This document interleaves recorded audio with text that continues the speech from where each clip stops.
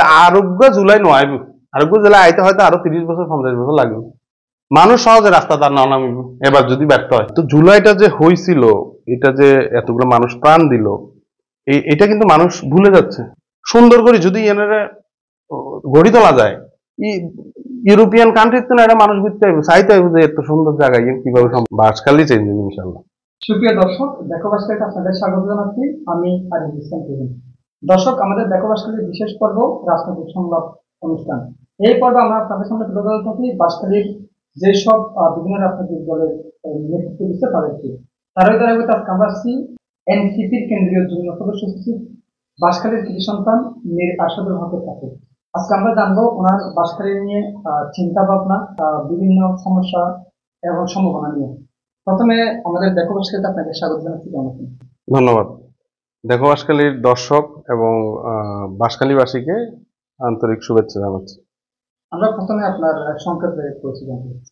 আচ্ছা, আমার নাম মীর আরশাদুল হক, আমার জন্ম এখানেই। এখন আমরা মিরাপাড়ায় আছি, নাপোরা বাজার। আর পড়াশোনা আমার ঢাকা বিশ্ববিদ্যালয় থেকে, ঢাকা বিশ্ববিদ্যালয়ের গণযোগাযোগ ও সাংবাদিকতা বিভাগে আমি অনার্স মাস্টার্স শেষ করেছি। পরবর্তীতে আমি সাংবাদিকতার সাথে যুক্ত ছিলাম দীর্ঘ প্রায় 4.5-5 বছর। আমি ঢাকা বিশ্ববিদ্যালয় সাংবাদিক সমিতির সাবেক ভাইস প্রেসিডেন্ট এবং কাজ করেছি মূলত ইংরেজি পত্রিকায় ইন্ডিপেন্ডেন্ট, ইউএনবি, বিজনেস স্ট্যান্ডার্ড। পরবর্তীতে আমি একটি উন্নয়ন সংস্থায় 1-1.5 বছরের মতো কাজ করেছি। আপনি যেহেতু ঢাকা বিশ্ববিদ্যালয়ের স্টুডেন্ট এবং আপনার বসবাস ঢাকায়, আপনি জুলাই আন্দোলন একদম কাছ থেকে দেখেছেন, যদি একটু সংক্ষেপে জুলাই আন্দোলন আপনার সম্পৃক্ততা সম্বন্ধে। জুলাই আন্দোলনে যেটা হয়েছে যে বিভিন্ন জন বিভিন্ন জায়গা থেকে কাজ করেছে। এখানে আসলে অনেক সময় অনেকের ক্রেডিট নিয়ে আলোচনা হয়, অনেক দলের ক্রেডিট, ব্যক্তির ক্রেডিট। তা আমি যেটা দেখেছি সেটা হচ্ছে যে আসলে সাধারণ মানুষের অংশগ্রহণ। আমি সব সময় মনে করি যে তাদের অবদানটাই সবচেয়ে বেশি। কারণ আমরা যদি দেখি আহতদের, নিহতদের তালিকা, সেখানেও আমরা দেখি যে শ্রমিক, একদম রিক্সা চালক, পথশিশু, সাধারণ জনগণ, হ্যাঁ, এদের সংখ্যাটাই কিন্তু সবচেয়ে বেশি। যদিও লিডেড বাই স্টুডেন্টস এবং হচ্ছে যে সামনের সারির আমাদের যারা ছিল তারা। আর আমার জায়গাটা ছিল, আমি যেহেতু সাংবাদিক, বিভিন্ন মিডিয়াতে নিউজগুলা, ইনফরমেশনগুলা মানে পৌঁছানো, পাশাপাশি কৌশলগত যে জায়গাগুলা সেগুলাতে আমি ভূমিকা রেখেছি। কারণ সামনের সারির আপনার যাদেরকে আমরা দেখি তারা আমার সাথে রাজনৈতিকভাবে দীর্ঘ বছর ধরে সম্পৃক্ত। তাদের সাথে আমরা একসাথে অনেকগুলো বছর একসাথে কাজ করেছি। বিশেষ করে স্বৈরাচারী শেখ হাসিনা, তার বিরুদ্ধে আমাদের অ্যাক্টিভিটি ছিল অনেক বছরের। তো ওই জায়গা থেকে আমি ভূমিকা রেখেছি এবং সরাসরি মাঠেও ছিলাম। এবং মূলত যখন ইন্টারনেট বন্ধ হয়েছিল তখন কিন্তু আমার কাজ ছিল অনেকটা এরকম যে খবরগুলা পৌঁছানো, হ্যাঁ, আমাদের বিভিন্ন সোর্স থেকে। কারণ সাংবাদিক ছিলাম যেহেতু, পড়াশোনা সাংবাদিকতায়, আমার রিপোর্টার যারা যেখানে ছিল আমার পরিচিত, তাদের কাছ থেকে ইনফরমেশন নিয়ে সেটা করা। পাশাপাশি ফিল্ডেও ছিলাম। সিলেটে একটা সময় ছিলাম অর্ধেক সময়, ওখানে আমি ফার্স্টের ওখানে যুক্ত ছিলাম। আর পরবর্তীতে ঢাকায় অর্ধেক সময়, ঢাকায় সর্বশেষ সরাসরি ফিল্ডে এবং অন্যান্য ডিপ্লোম্যাটিক জায়গায়, অন্যান্য অনেকগুলো জায়গায় সরাসরি কাজ করেছি। আপনারা নতুন একটি রাজনৈতিক দল গঠন করেছেন, বিদ্যমান দলগুলোর সঙ্গে আপনাদের পার্থক্য কি? পার্থক্যটা হচ্ছে যে ইন্টেনশন। আমাদের ইন্টেনশন মানে নিয়ত, যদি আমি আরো সহজভাবে বলি যে আমাদের লক্ষ্যটা কি। যেমন ধরেন বাঁশখালীতে আমি যখন আসি তখন আমি দেখি যে বাঁশখালীর অবস্থা মানে ভয়াবহ খারাপ। তো এখানে রাস্তাঘাট, এখানে শিক্ষা, চিকিৎসা, মানুষের মৌলিক অধিকার, এগুলা আমার কাছে মাঝে মাঝে মনে হয় যে এটা কিভাবে সম্ভব, বাঁশখালীর অবস্থা এত খারাপ।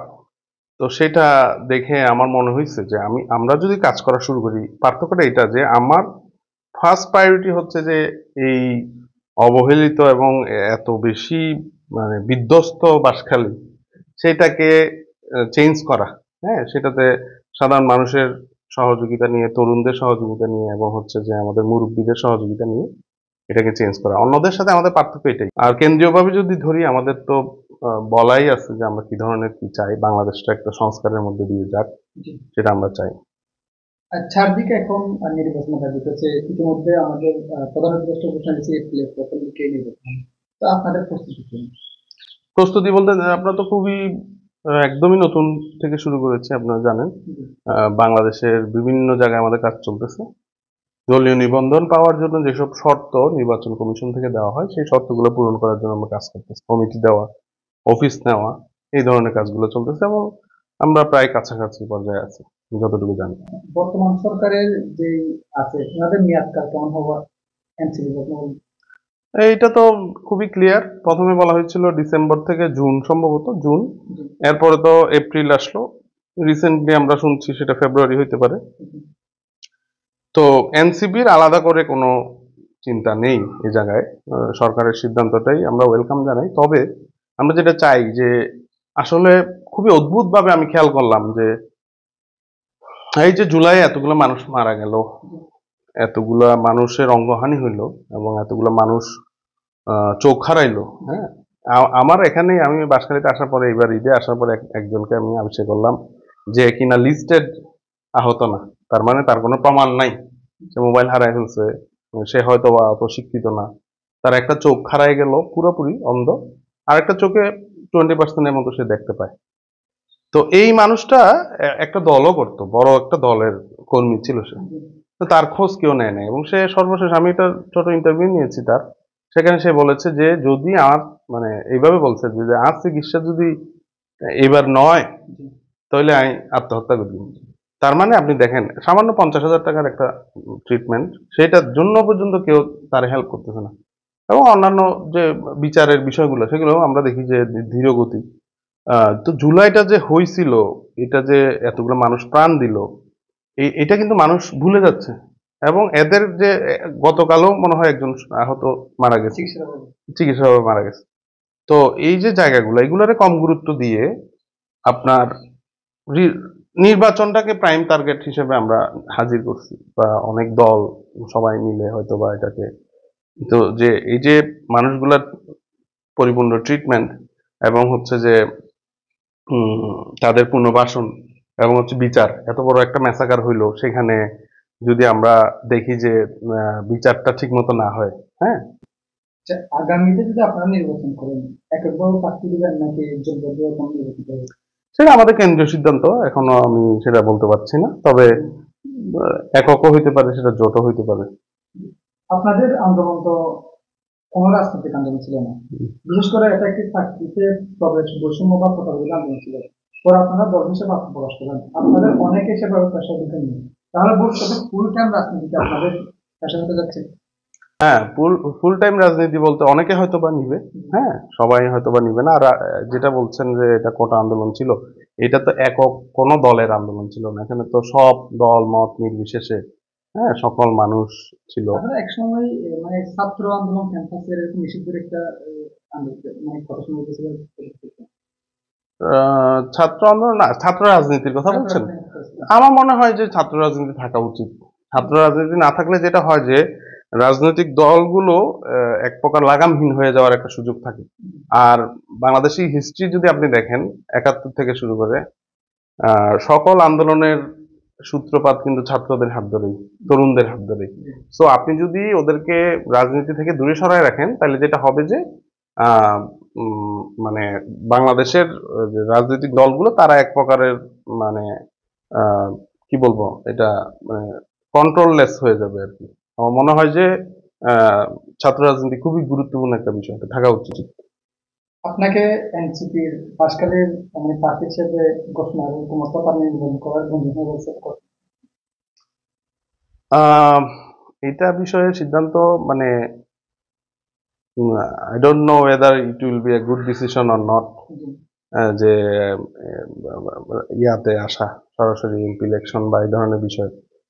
আগে দেখি, আমি কাজ করতেছি, আরো করি এবং মানুষের আগ্রহের জায়গাটা দেখি, মানুষ আসলে কি চায়, বাঁশখালী মানুষ কি চায়। এই জায়গায় আমি যেটা বলবো যে আমার মনে হয় যে নতুনের প্রয়োজন আছে এই জায়গাটা, কারণ একই জিনিস বারবার ঘুরতেছে, কিন্তু একবার এরা একবার ওরা, এভাবে ঘুরতেছে। কিন্তু আমি ম্যাক্সিমাম জায়গায় যখন যাই, বাঁশখালী অনেক জায়গায়, আমাকে এমনও বলে যে মানে সাটগাঁয়ের বাসায় হই যে যে জন্মের পর তুইতে রাস্তায় বেন্ডিকে দেখি দিই।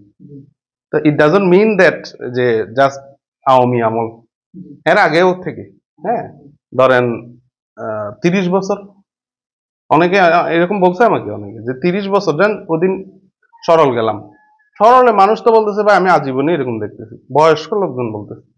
তার মানে কি একটা লম্বা পিরিয়ড 40 বছর 50 বছর সরল অবহেলিত, সরলের মানুষগুলা মানে তাদের মধ্যে ইন্টারনাল ক্লেশ লাগাই দেওয়া হয়, গ্রুপিং করা হয়, গ্রুপিং করে দুই গ্রুপকে ঝগড়ায় লিপ্ত করা হয়, সেখানে হতাহতের ঘটনা ঘটে, তৃতীয় একটা পক্ষ এটা সুবিধা নেই, এইভাবে চলতেছে। কিন্তু ইচ্ছাকৃতভাবে তাদেরকে কি পিছনে রাখা হয়েছে, একই রকম বাসখালীকে, হ্যাঁ একই রকম আমার এই এলাকাকে।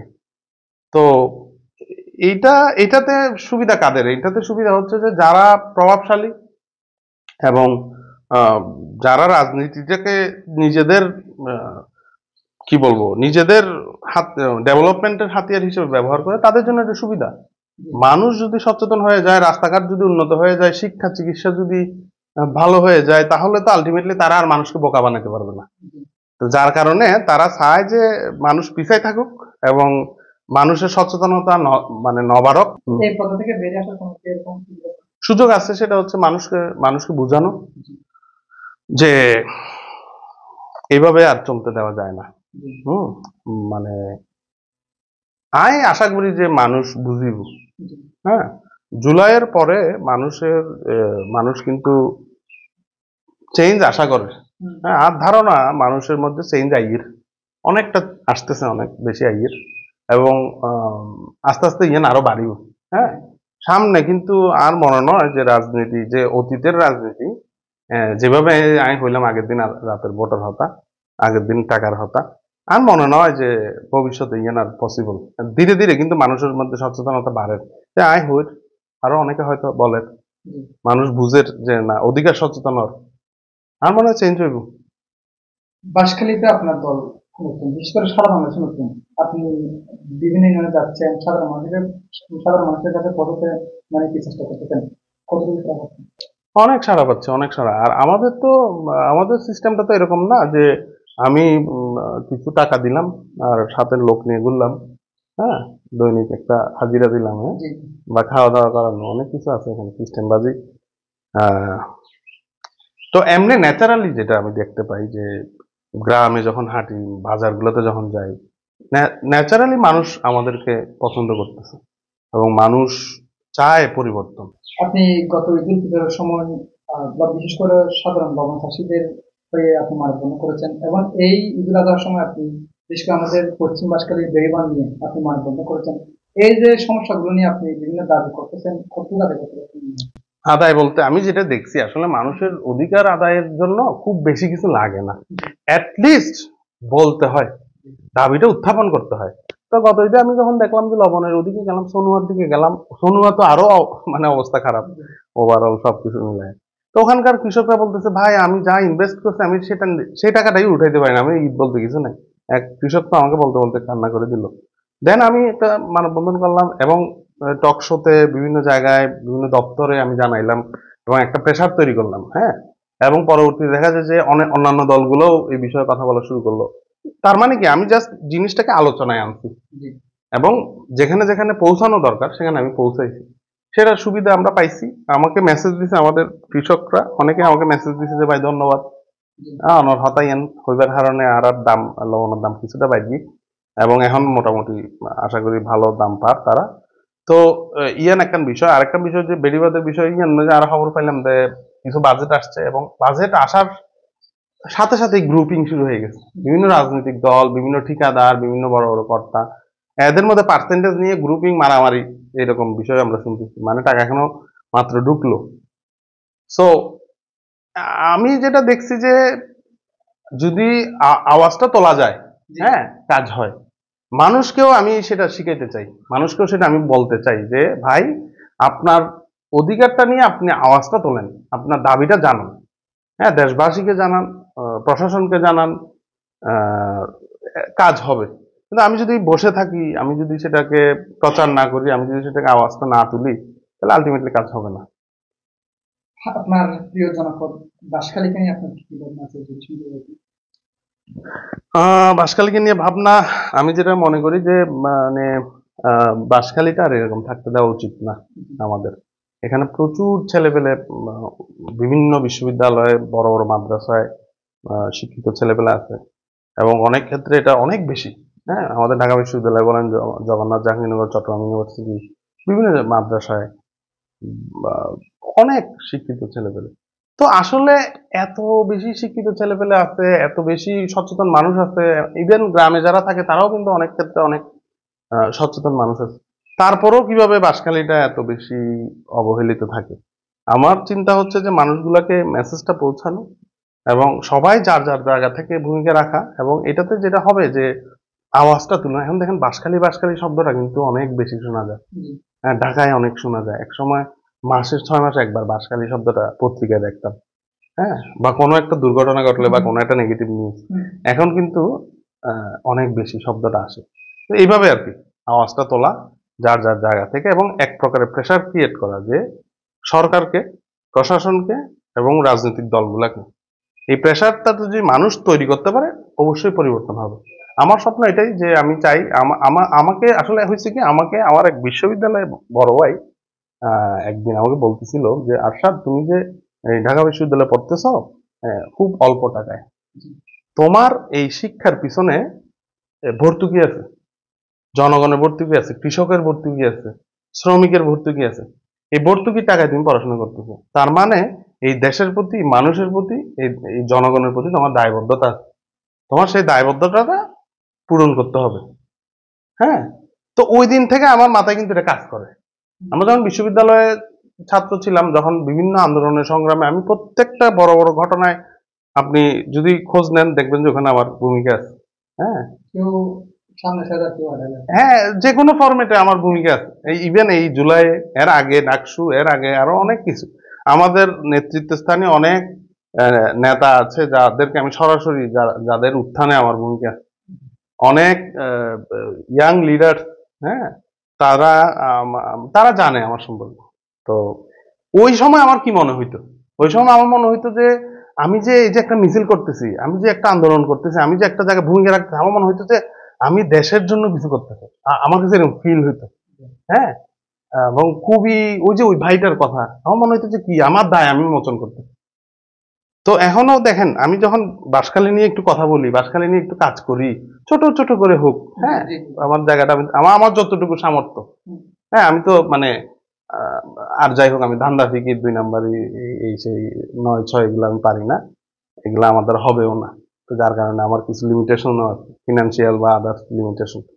তো তারপরে আমার জায়গায় যতটুকু সামর্থ্য আমি অতটুকু করি। করার পর আমার মনে হয় কি জানেন, আমার মনে হয় যে আমি আমার দায়টা মোচন করতেছি। আমার যে এই মানুষের কাছে, মাটির কাছে, এই পরিবেশের কাছে, জনগণের কাছে যে দায়বদ্ধতা, সেই জায়গাটা আমি চেষ্টা করতেছি। আপনার জনপদ বাঁশখালী বা আমাদের দেখো অনেক দর্শক আপনাদের বিশ্ববিদ্যালয় আছে, জনপ্রিয়তে এদেরকে কিছু বলা আছে? ওদেরকে বলা আছে যে প্রথমত আপনাকে ধন্যবাদ। এই ধরনের অ্যাক্টিভিটিস, এই যে সাংবাদিকতা খুবই গুরুত্বপূর্ণ। আমি একজন সাংবাদিকতার ছাত্র। আমি মনে করি যে সিটিজেন জার্নালিজম, ইন্ডিপেন্ডেন্ট জার্নালিজম এগুলো খুবই জরুরি জিনিস। বিভিন্ন সমস্যাগুলো তুলে আনতেছেন আপনারা। দেখো বাঁশখালীও এখানে একটা বড় ভূমিকা রাখতেছে। জনগণের উদ্দেশ্যে যেটা বলবো যে আহ আমার মনে হয় যে মানুষের আরো বেশি মানে সামনে আগায় আসা উচিত। কিল্লা একজন রায় নেতা বানাই ইয়ান ভাবা উচিত। আর রাস্তাঘাট ইবে এন্ডিকে ইয়ান ভাবা উচিত। আর শিক্ষা চিকিৎসা অবস্থা তো হারাপকা, বা আর মৌলিক অধিকার আয় কান জন্ম নিবন্ধন করতে গেলে আত টেয়া গেল, আয় একটা ভূমি ভূমি অফিসত গেলে কিনলে আত্ম সাদা স্যার, থানাত গেলে কিনলে আত্ম সাদা স্যার, বা অন্যান্য পাবলিক সার্ভিস যেটা জনগণের রাইটস, যেই কারণে তাদেরকে বেতন দেওয়া হয়, তারা তো জনগণের গোলাম হওয়ার কথা। সেখানে গিয়ে কেন আমাকে মানে মানুষকে, বাঁশখালীর জনগণের যাইয়ে কিনলে চড়াওয়া করে, কিনলে ঘুষ দিয়ে হাজ করা হয়, প্রটেস্ট করতে হবে। এই জায়গার মাঝে জাগি উঠিয়ে পড়ি যে আর ইয়ে অধিকার। হ্যাঁ, প্রত্যেকখান জায়গা যদি এভাবে মানুষ সচেতন হয়, বাঁশখালী মানুষ, আর মনে হয় যে পরিবর্তন আইব, এবং পরিবর্তন ইয়ে নাইবেল্লায় আহ ইয়ানি মুখ্যম সময়। এই সময়ে যদি আরানো পারি, হ্যাঁ, আজ ইয়ান হইলাম এর আগে, তা আরোগ্য জুলাই নয়, আরোগ্য জুলাই আইতে হয়তো আরো 30 বছর 50 বছর লাগবে। মানুষ সহজে রাস্তা তার না নামিব এবার যদি ব্যর্থ হয়। সুতরাং আমি মনে করি বাঁশখালীর মানুষের আমি যদি মেসেজ দিয়ে দিই আর তরুণ সমাজের আর সিনিয়র আল্লারে যে ওনারা জায়গাতে ভূমিকা রাখুন এবং ওনারা এই সুযোগই বা হাজা লাগাই পুরো বাঁশখালী সুন্দর একটা মডেল বাঁশখালী হিসেবে গড়ি তুলিবার ভূমিকা রাখুন। নেতা চুজ করার ক্ষেত্রে সতর্ক থাকুন। ইল্লা আই মানুষ নেতা বুঝুন এত সুন্দর জায়গা, একদিকে পাহাড়, হ্যাঁ আপনি দেখেন সব জায়গায় সমস্যা। আমার হাতিগুলোকে মেরে ফেলে, বনকে আমার ইয়া করে, আমার পরিবেশের ক্ষতি করে। আমার ওদিক দিয়ে সমুদ্র আছে, সমুদ্রে আমার এত সম্পদ, এখান থেকে লবণ যাচ্ছে, মাছ যাচ্ছে, অদ্ভুত একটা জায়গা। ভৌগোলিক ভাবে আপনি যদি বাঁশখালীতে দেখেন ইয়ান একটা অদ্ভুত জায়গা। এই জায়গা ইয়ানের যদি প্রপারলি আর পর্যটন আছে আর এটা সম্পদ আছে, পাহাড় আছে, পর্বত আছে, সুন্দর করে যদি ইয়ানের গড়ি তোলা যায়, ইউরোপিয়ান কান্ট্রির তো এটা মানুষ বুঝতে হবে, চাইতে হবে যে এত সুন্দর জায়গা ইয়ে কিভাবে সম্ভব। এবং বাঁশখালী অন্যরকম হয়ে যাবে। আমি বাংলাদেশের ম্যাক্সিমাম জায়গা ঘুরবি, বাঁশখালীর মতো এত সুন্দর জায়গায় না দেখি। কিন্তু just for leadership quality, just for দুর্নীতি, জাস্ট ফর মিসম্যানেজমেন্ট এই বাঁশখালী এর অবস্থা খারাপ। যদি এগেইন চেঞ্জ করা যায়, মানুষ যদি সচেতন হয়, তরুণ সমাজ যদি সচেতন হয় যে আরা বাঁশখালী এর নিকার থাকতে নইদিন শপথ করা হরিব মনত্তুন মানে জিতা হরিব, তাহলে আর মনে হয় something better will be happen in future. ভাই আপনার অনেক ব্যস্ততার সময়ের মধ্যে আমাদেরকে এতটুকু সময় দেওয়ার জন্য আপনাকে অসংখ্য ধন্যবাদ। না এতটুকু সময় তো না, আমি তো মনে করি যে আরো অনেক কথা বলা উচিত। হ্যাঁ আমরা নেক্সট টাইমে আমি তো হঠাৎ ব্যাগিন হইতে পারে ইনশাআল্লাহ নেক্সট তো আসলে হঠাৎ তো শেষ নাই, অনেক কথা। আর সবাইকে আমি মনে করি যে আমি আশাবাদী আমার নিজের জন্য কতটুকু আশাবাদী সেটা বিষয় না, তবে আমার মনে হয় যে বাঁশখালীর ব্যাপারে আমি আশাবাদী। বাঁশখালীর মানুষ সম্ভবত আই থিঙ্ক যে বাঁশখালীর মানুষ চেঞ্জ হইবে ইনশাল্লাহ, বাঁশখালী চেঞ্জ হইবে ইনশাল্লাহ। আপনাকে অসংখ্য ধন্যবাদ। ধন্যবাদ সবাইকে।